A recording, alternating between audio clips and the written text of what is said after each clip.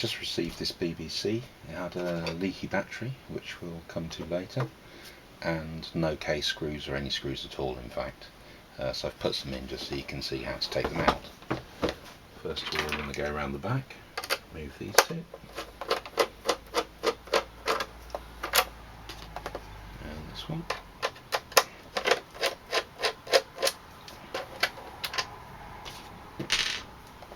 Then underneath for these two, doesn't really matter which order you do them in. You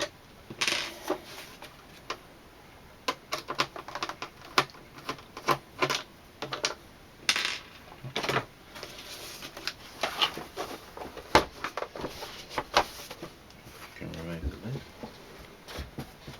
This had a RAM-ROM board in it, hence the mods and the leaky battery. I've washed the alkali off with vinegar, rinsed it with water, cleaned it with IPA, and it's now in the airing cup drying. So that's why I've got no 6502, why these are slightly squashed over, because normally the RAM-ROM board sits here. So next thing to do, take the keyboard out. As I said before, it didn't have any screws, nuts or bolts in it, so I've put these in just so you can see how to remove it. You want something with about an inch of thread if you're going to replace it, fairly small bolt. There's plenty of places online where they list the correct nuts and bolts to replace the BBC with.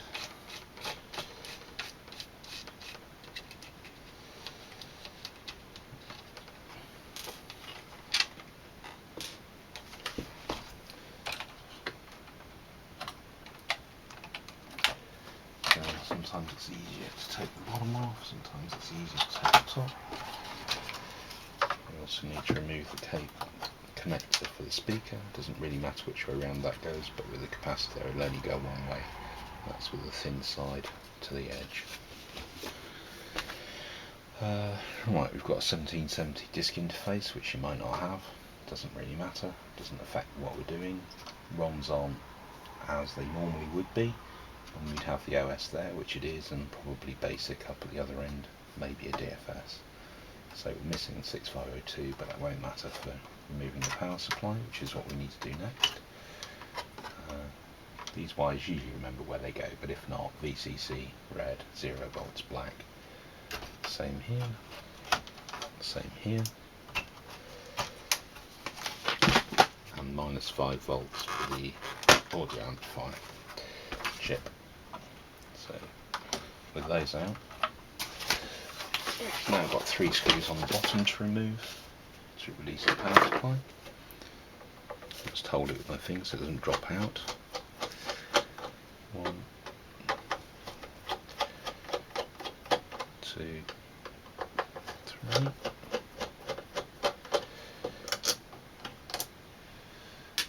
It's good to have a little tub or something to put the screws in so you don't lose them. So hopefully we won't lose them.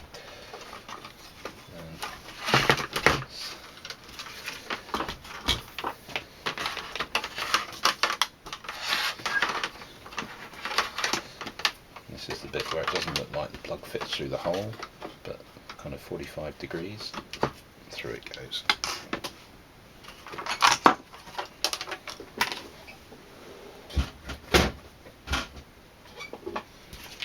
So the capacitors we're going to replace, 0.1 microfarad, 0.01 microfarad, and probably C9 while we're at it. You can buy those on eBay as a small kit.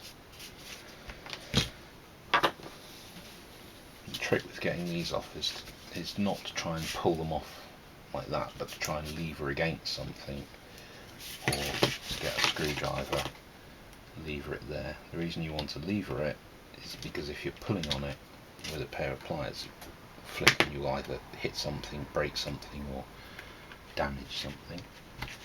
Whereas if you're levering, it's never going to go very far.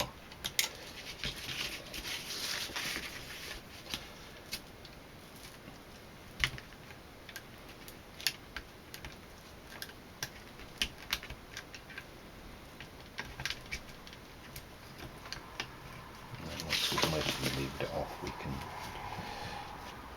do this. Again, we don't want to shoot off anywhere, we don't want to damage anything else, so try and do it the easy way. Don't really need to take this off, but it's easier to get it out if we do. We've got another 3 screws to remove to take the circuit board out, which we need to do. So in that corner, it's got this resin holding it on, but that will easily snap off and release the screw.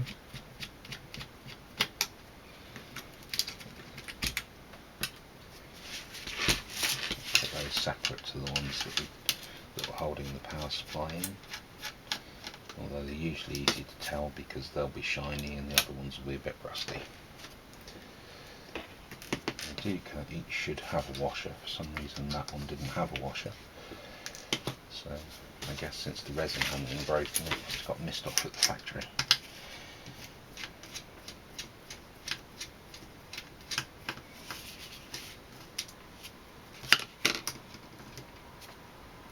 Helps if you've got a bit of a magnet to pull these out. It's my elastic band to make the pliers grip things on their own. And take this nut and bolt out.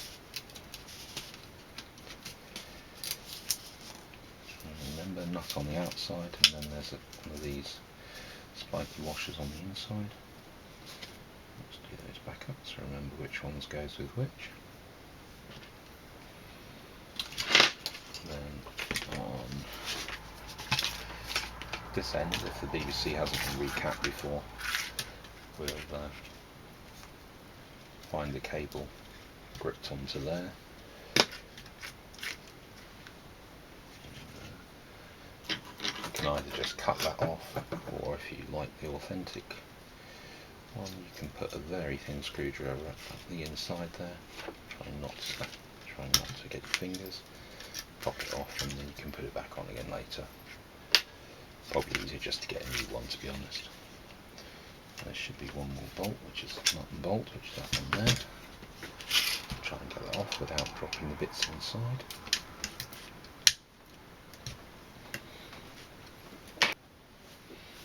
Right, I have to get a bigger screwdriver for this then. Be alright.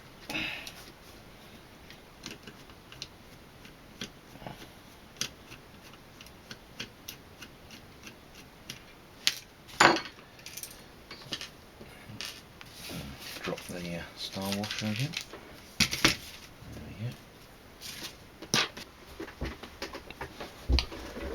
Then to remove the board, the easiest thing to do is going to be to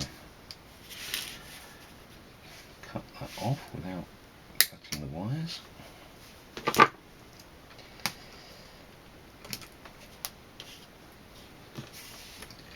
free those. These should be free now. Then we can pop this switch out by pushing its little legs in.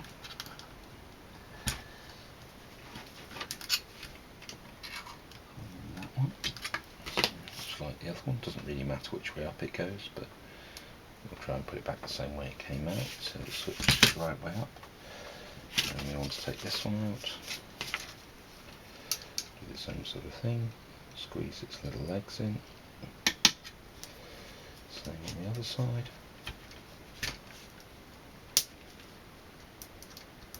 I'm sure it's a better tool for that. Screwdriver works for me. So now we've got that and that.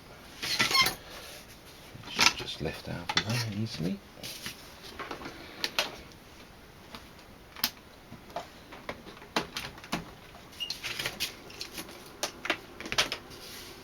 Right. So we're trying to remove these two X2s because they're the ones that go bang. And then we'll replace that C9 starter cap, because that can often be a cause of the BBC not starting.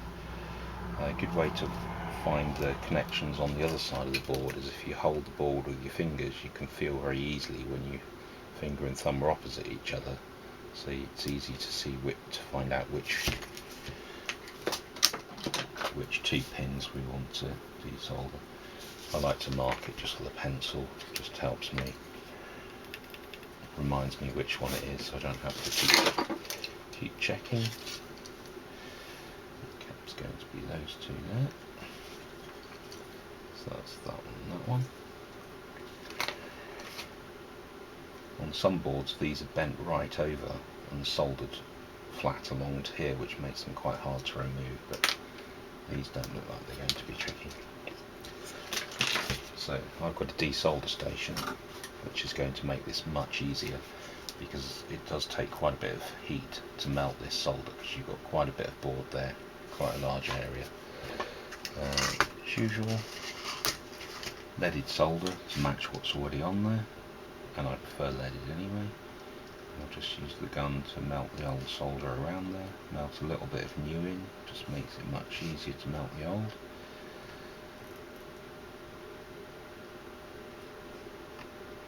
Same there. And on my capacitor there, marked and have now lost. Which looks like in there.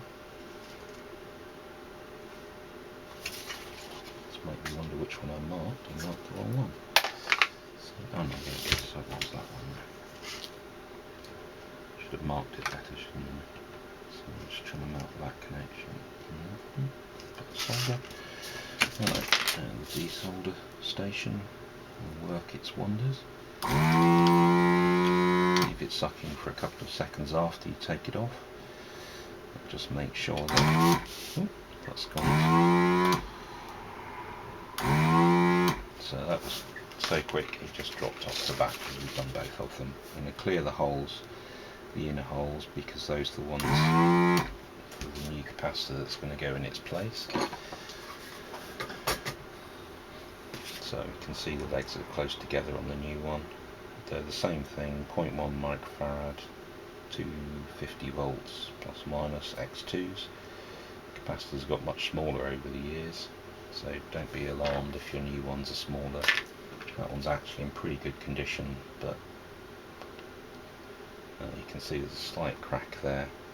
Take my word for it, within about 10 minutes of use that will probably go pop, and then the machine will smell of burnt capacitor forever.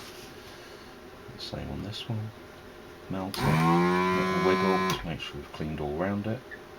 This one, melt it, wiggle all around, and again we drop it. Just drops out.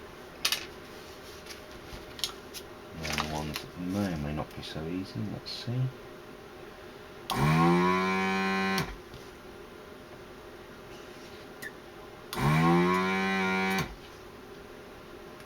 These aren't too hard.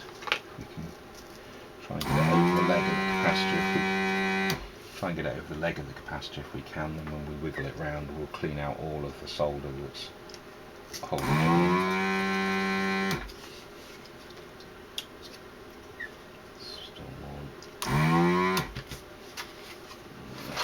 Solder stations got blocked. I've managed to get my desolder station blocked.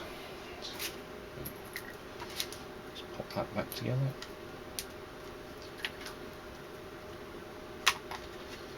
Make sure we've got the filter central, and carry on.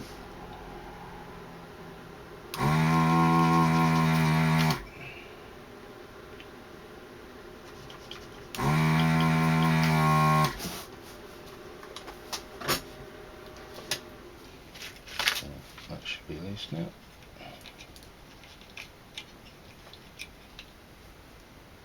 If it isn't, you can wiggle it slightly and melt the solder on one leg and wiggle it out like that. Notice the board's got a plus on it, and the capacitor has a minus leg.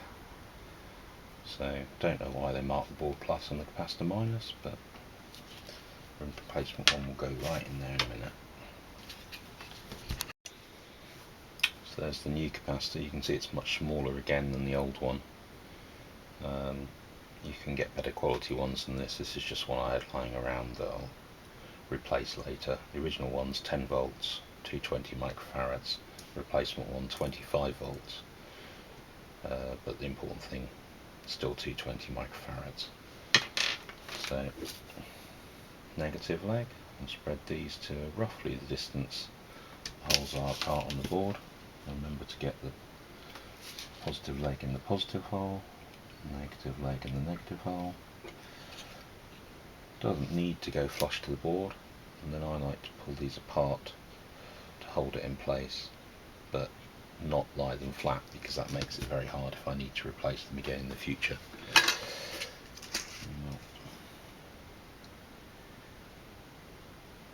Plenty of heat on there. Same on that one.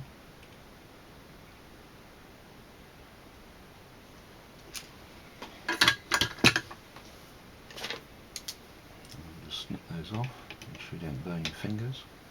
I usually keep those, they're handy for repairing tracks or making short links. That's our C9 in place. Let's do our 0.1 microfarad, which is the one that's got the 4 holes, although we're going to be using the centre holes. Doesn't matter which way round these go, there is no plus and minus. Just line it up to the holes, drop it in, spread the legs a little to keep it in place while we solder it. You can put all the capacitors through and then solder them all one at a time. Doesn't really make any difference. Just this way they tend not to drop out when you're not looking. So now we're dealing with fresh new solder. It's a lot easier to get enough heat on the board to melt it. You can see it running, and there we are. These will be hot because they're much thicker, so we won't burn our fingers on them.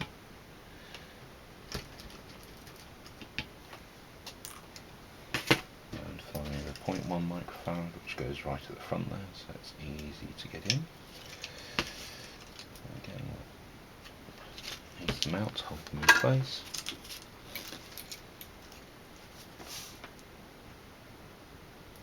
Board nice and warm. Wait till you see the solder start to move. A little bit more on there.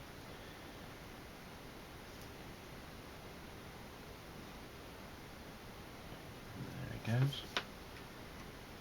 Same on this leg. Get some on there to get a good contact. Let it warm up. Watch it start to move. As soon as it spreads, we're done. Nice shiny little volcano shaped bit of solder.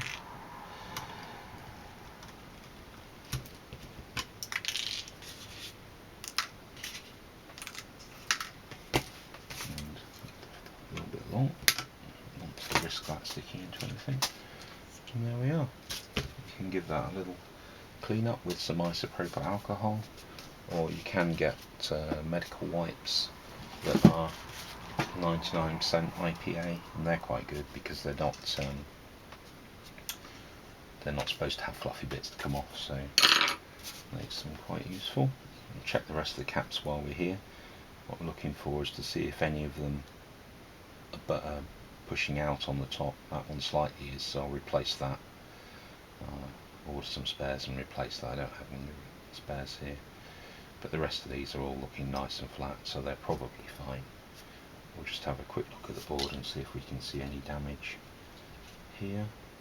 Can't see any. These always look a bit funny in their little jackets, but they're okay. Doesn't look any burning there.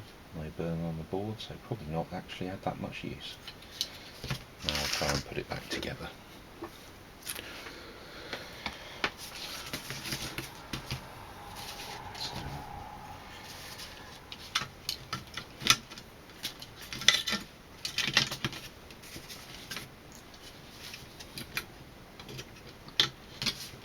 Probably easier to put that nut and bolt through there first.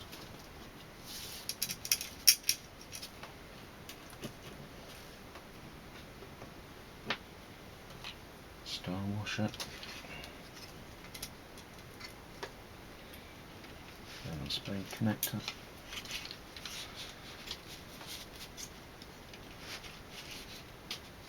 And a nut.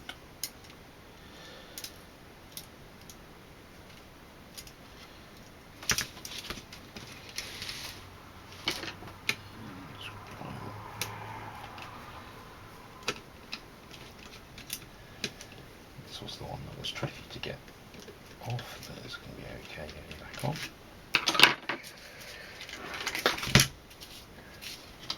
Actually, it's probably a good idea to put these other screws in first, since they're going to be the ones that are going to be a problem if any of them are.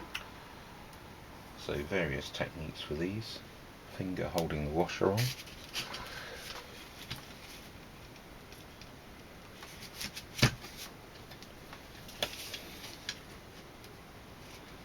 And do it till it clicks straight.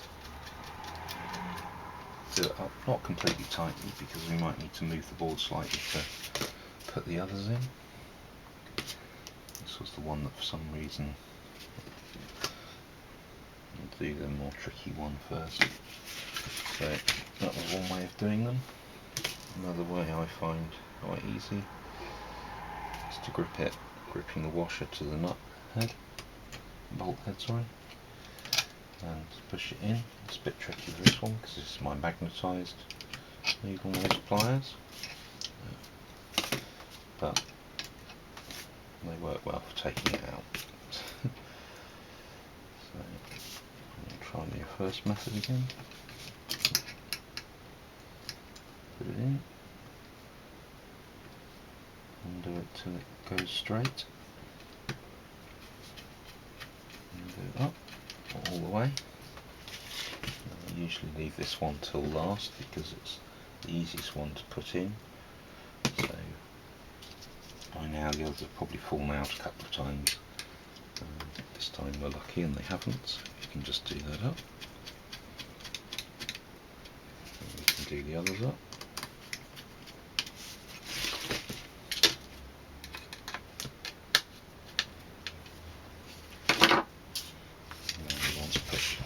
Just assembly is the reverse of disassembly, as they say.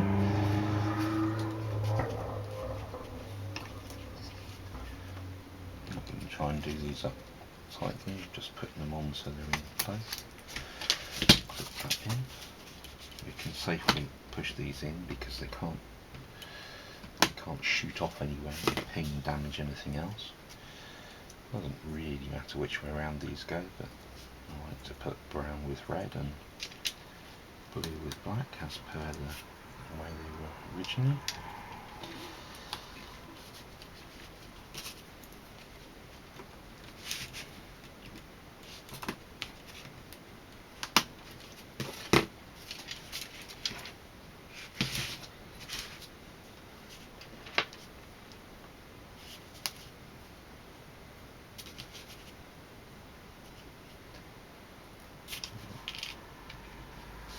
Like I say, you can get the cat kits on eBay very cheaply, or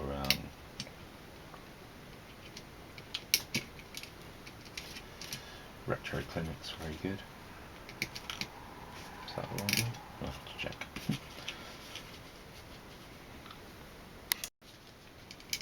There's several suppliers of cat kits on eBay.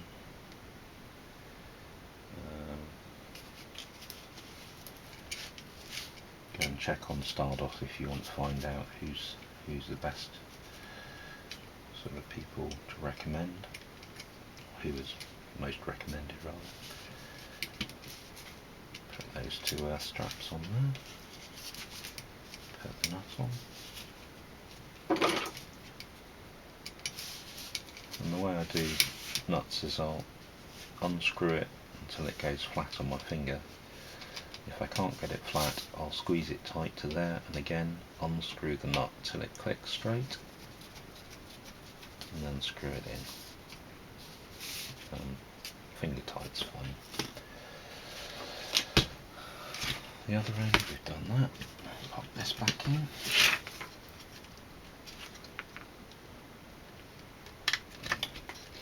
So I've managed to block that hole with for that, so we'll do that. Make sure it's out of the way, do it up again.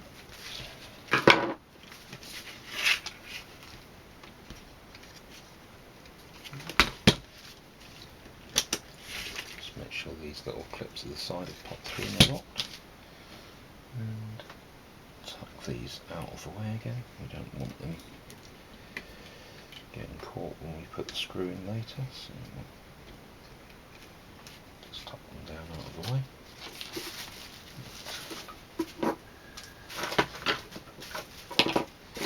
Clear the decks a little.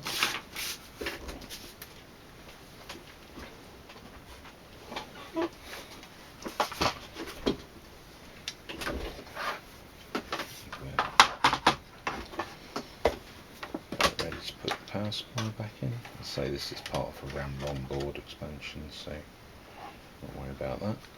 Do the diagonal trick on the plug. Oops, sorry. Diagonal trick on the plug.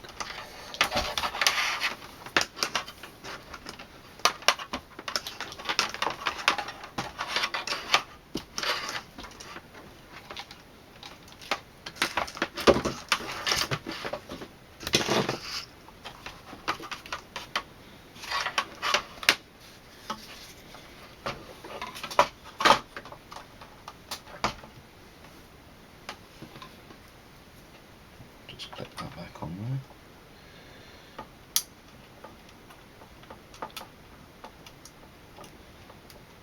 So if I had any spare ones I would have just put a new one on there, but since I don't have any spare ones at the moment I'll reuse this old one. I'll just screw that on.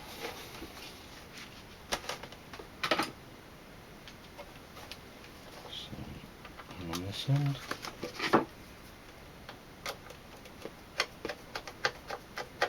Again, we won't do it quite up until we need to. A little more slick. Just find those holes. Same there.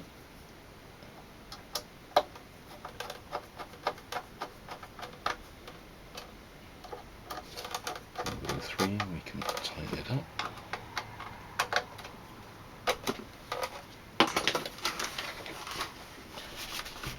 Reconnect these wires.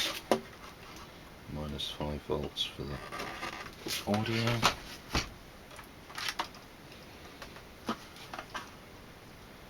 0 volts in BCC.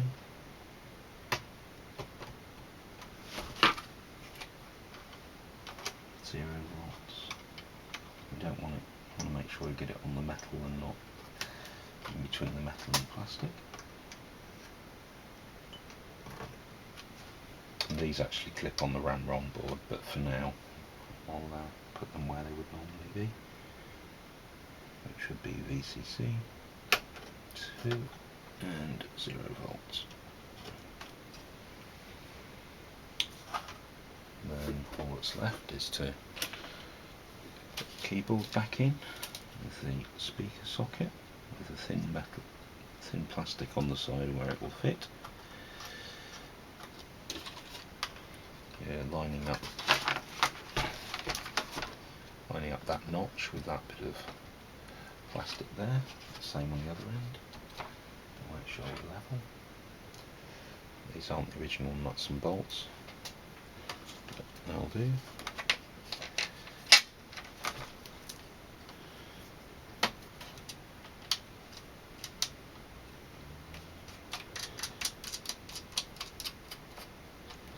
So I'll be taking this apart again soon anyway to put the ramrod board back in. And to give it a proper clean. But in the meantime,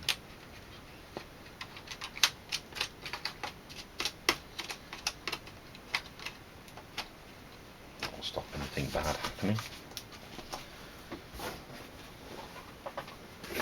Keyboard case. Be quite careful to make sure the LEDs line up with the holes, otherwise you'll bend them over and that won't be very pretty.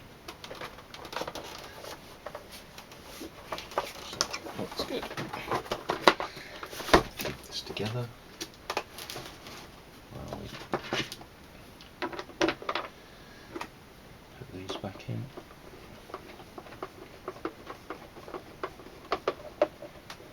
Don't need to do them too tight, don't want to break the plastic inside.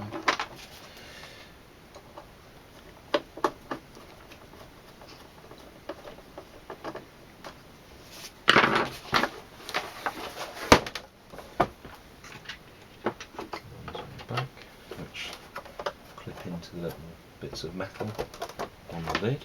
Sometimes they slip and you have to realign them, but these haven't, so we're fine. Again, it doesn't need to be too tight, just only really stop it flopping around.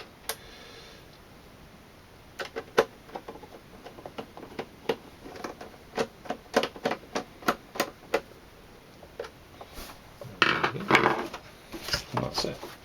I can't turn it on and show you it working because we don't have a 6502 in there. But there she is, ready to go, apart from, say, really need to clean.